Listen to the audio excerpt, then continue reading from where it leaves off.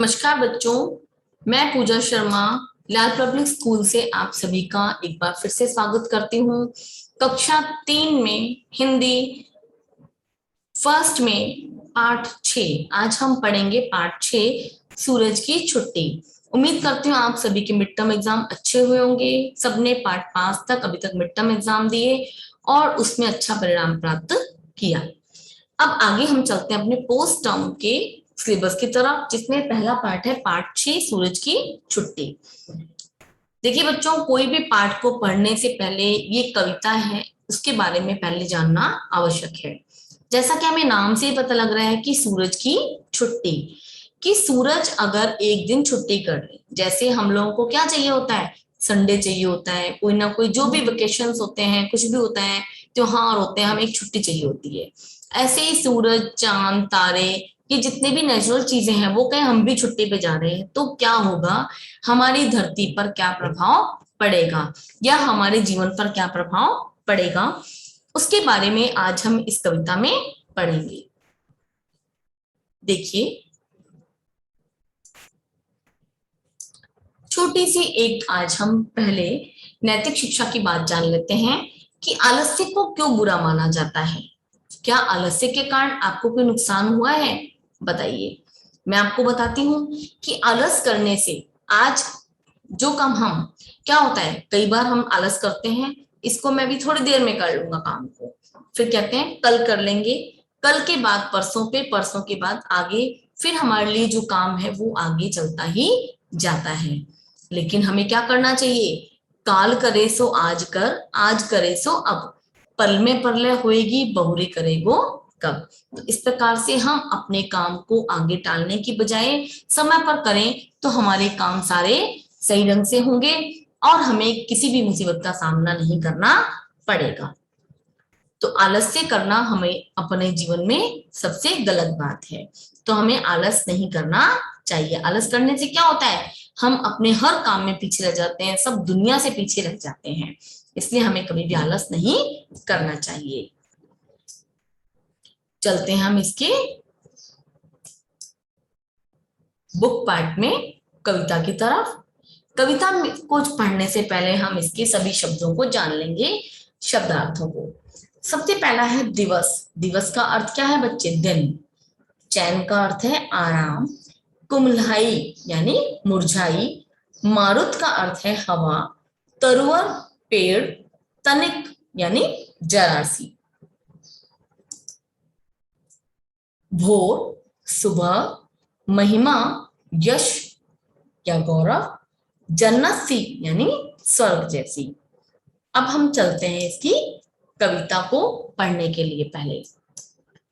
Yes, देखिए बच्चों, पहले मैं इस कविता को आपको पढ़ के बताऊंगी, उसके बाद इसके अर्थ को जानेंगे। एक दिवस सूरज ने सोची, छुट्टी ले ले ने बात। एक दिवस सूरज ने सोची, छुट्टी ले लेने की बात। सोचा कुछ पल चैन मिलेगा, रहने दो धरती पर रात। वह बिस्तर पर पड़ा रहा, छुट्टी का दिन था वह भाई। इधर किरण के इंतजार में कोमल कलियां कुम्हलाई। नहीं बहा मन भावन मारुत, नहीं फूल भी खिल पाए। बिन प्रभात के पुष्प वाटिका, बोलो कैसे मुस्काए।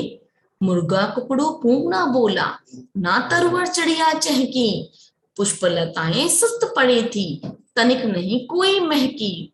आंख खुली तो जग में स्मित था, देख घने अंधियारे को। आंखें फाड़े देख रहे थे, चंदा को, चंदा को हर तारे को।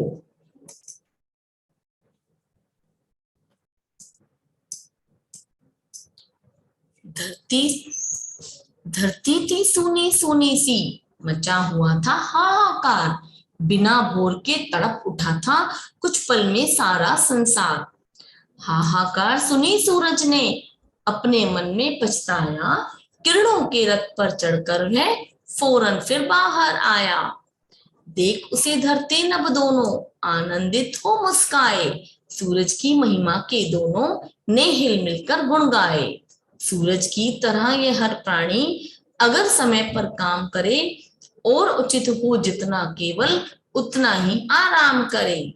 तभी सुखी होगी यह धरती, जन्नत सी बन जाएगी। सब घर अपना काम करेंगे, खुशहाली भी छाएगी। इस कविता की सीख यही है, नहीं कभी आलस करना, निभा सदा जिम्मेदारी को, कष्ट दूसरों के हरना। देखिए, जो हमने आपको शुरू में बात बताई थी मैंने कि आलस नहीं करना चाहिए, यहाँ पर इस कविता में सूरज ने आलस किया। उस आलस करने से कितनी मुश्किलों का सभी को सामना करना पड़ा। चलते हैं हम इसके पूरे भावार्थ की तरफ।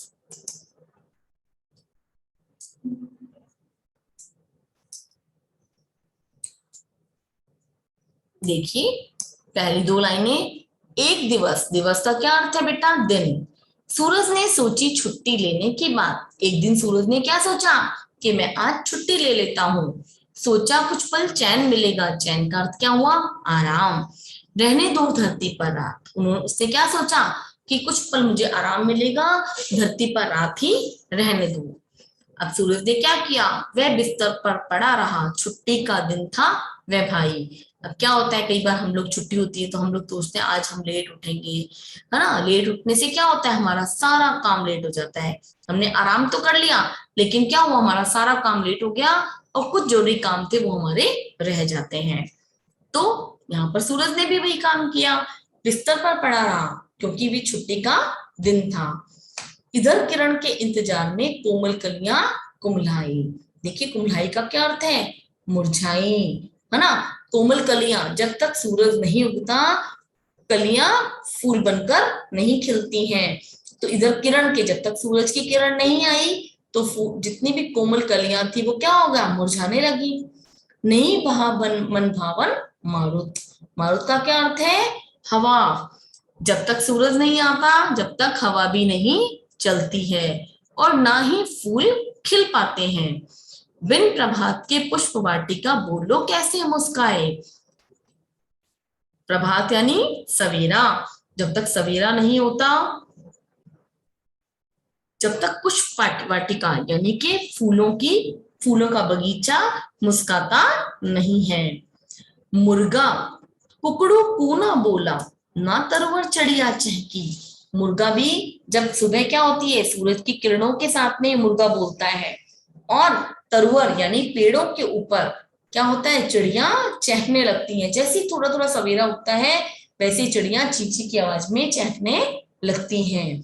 पुष्प लताएं सुस्त पड़ी थी, तनिक नहीं कोई महकी। तनिक यानी जरा सी भी। पुष्प लताएं, फूलों की जितनी भी लताएं थी यानी कि बेल थी, वो सब क्या पड़ी थी, सुस्त पड़ी थी, वो बिल्कुल भी महकी नहीं। जब तक सूरज की रोशनी उन पर नहीं पड़ती है उनमें से खुशबू भी नहीं आ पाती है। आंख खुली तो जग विस्मित था, देख घने अंधकारे को, आंखें फाड़े देख रहे थे चंदा को और तारे को। क्या हुआ, जितने भी लोग थे वो सब उठे तो क्या हुआ, पूरा संसार जो है वो विस्मित यानी आश्चर्यचकित था। देख घने अंधियारे को, इतना घना अंधियारे को देखकर सब लोग आंखें फाड़कर देख रहे थे, किसको, चंदा को और हर तारे को, कि आज सूरज नहीं आया, सिर्फ चंदा और तारे ही नजर आ रहे हैं। धरती थी सूनी सूनी सी, मचा हुआ था हाहाकार। धरती बिल्कुल सूनी हो गई थी और लोगों में हाहाकार यानी कि बहुत परेशान हो गए थे। बिना भोर के तड़प उठा था, भोर यानी सवेरा। जब तक सुबह नहीं होती है तो कुछ पल में क्या हुआ, पूरा संसार जो है बिना सुबह के तड़प उठा था। हाहाकार सुनी सूरज ने, जैसे ही शोर शराबा यानी हाहाकार सुना, किसने, सूरज ने, कि पूरे संसार, है ना, सब लोग जितने भी पशु पक्षी चिड़िया जितने भी संसार में प्राणी थे उन सभी में हाहाकार मच गया था। और अपने मन में पछताया, कौन, सूरज अपने मन में पछताने लगा। किरणों के रथ पर चढ़कर वह फौरन फिर बाहर आया। अब सूरज ने क्या सोचा, मुझे तो जल्दी से बाहर आ जाना चाहिए, तो किरणों के रथ पर बैठकर तुरंत बाहर आए। देख उसे धरती नभ दोनों आनंदित हो मुस्काए। अब क्या हुआ, धरती यानी कि पृथ्वी, नभ यानी आकाश, सभी उसको देखकर क्या हुआ, मुस्कुराने लगे। सूरज की महिमा के दोनों हिल मिलकर गुण गाए। अब कौन, धरती और आकाश दोनों ने महिमा यानी के सूरज के यश का कि तुम्हारे बिना जीवन अधूरा है। सूरज के यश के गुण कौन गाने लगा? धरती और आकाश। सूरज की तरह हर प्राणी अगर समय पर काम करे, देखिए सूरज की तरह, जैसे सूरज बिना कुछ सोचे समझे समय पर आ जाता है, उसी तरह से हर प्राणी अपना अगर काम करे और उचित हो जितना केवल उतना ही आराम करे। आपने देखा होगा हम लोग फिर भी आलस कर जाते हैं, लेकिन कितने भी प्राणी हैं, जैसे पशु पक्षी जो हैं वो अपने समय पर हर काम करते हैं। मुर्गा बांग देता है, चिड़िया चहकने लगती हैं, गिलहरी भी दाना लेने चल देती है। इसी प्रकार से यदि प्रत्येक व्यक्ति, मनुष्य भी उसी प्रकार से जितना उचित हो उतना ही आराम करे और अपना सिर्फ काम करे तो क्या होगा? तभी सुखी होगी यह धरती, जन्नत सी बन जाएगी। ना हम बीमार होंगे जब हम समय पर उठेंगे, समय पर अपना भोजन करेंगे, समय पर नाश्ता करेंगे, समय पर वापस सो जाएंगे तो क्या होगा? हम बीमार भी नहीं होंगे। तभी सुखी होगी यह धरती, जन्नत सी बन जाएगी। जन्नत सी का क्या अर्थ है? स्वर्ग जैसी। जब भी क्या होगा? प्रत्येक प्राणी सुखी होगा और धरती एक स्वर्ग के समान बन जाएगी। सब घर अपना काम करेंगे, खुशहाली भी छाएगी। सब अगर अपना अपना काम करेंगे तो जीवन में खुशहाली भर जाएगी। इस कविता की सीख यही है, नहीं कभी आलस करना, निभा सदा जिम्मेदारी को, कष्ट दूसरों के हरना। अर्थात इस कविता में हमारे जो लेखक हैं बहुत ही अच्छे कवि हैं, डॉक्टर विनोद प्रसून, इनके द्वारा ये लिखी गई कविता है और ये हमें क्या सिखाना चाह रहे हैं कि इस कविता की यही सीख है, नहीं कभी आलस करना, हमें कभी भी आलस नहीं करना चाहिए। निभा सदा जिम्मेदारी, कष्ट दूसरों के हरना, बल्कि हमें क्या करना चाहिए? अपनी जिम्मेदारी को निभाकर, समय पर उठकर, समय पर सारे काम कर कर हमें दूसरों की कष्टों को, पीड़ाओं को हर लेना चाहिए। तो कैसी लगी बच्चों कविता? उम्मीद करती हूँ आप सभी ने इस कविता से सीख ली होगी और सभी अपना काम टाइम पर करेंगे, टाइम पर उठेंगे और टाइम पर करने के हमें फायदे भी मिलेंगे। तो सभी को मेरा बहुत बहुत नमस्कार। आप सब लोग इस कविता को एक बार फिर से बोलेंगे और याद भी करेंगे। सभी स्वस्थ रहें, खुश रहें। बाय बाय बच्चों।